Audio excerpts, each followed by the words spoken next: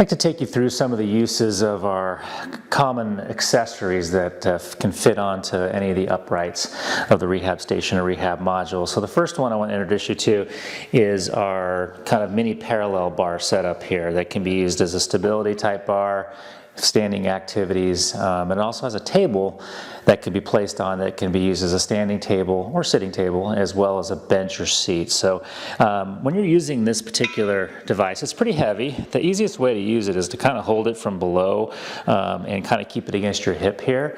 And then when you're going to place it onto the upright here, is just kind of find your spot that you'd like to place that, and then place your pin in here, and now you've got an area where you can do exercises and have a stability bar here.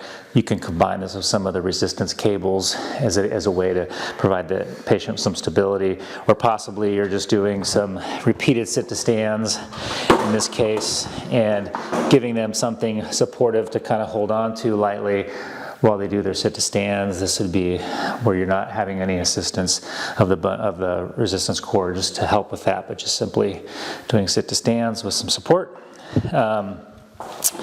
The table or bench attachment looks like this on the top, but on the bottom you see it has this channeled configuration, and those channels are going to fit over this T section at the back of this, so these bars in it. If you do this, like this, it'll slot into place, and there's really no way that that's going to come off as long as you're putting pressure down through it. And so this can be now used as a standing table. We can raise this up higher and use it as a shelf if we want to place things on or off of for the patient to reach for. Also can work really well for doing sit-to-stands, and you can provide some nice, more elevated surfaces for practicing that. So in that case, if I was going to do that, we'd take this off, lower this to our location that we want. Place our table back on here. Now I can be doing sit-to-stands from an elevated surface.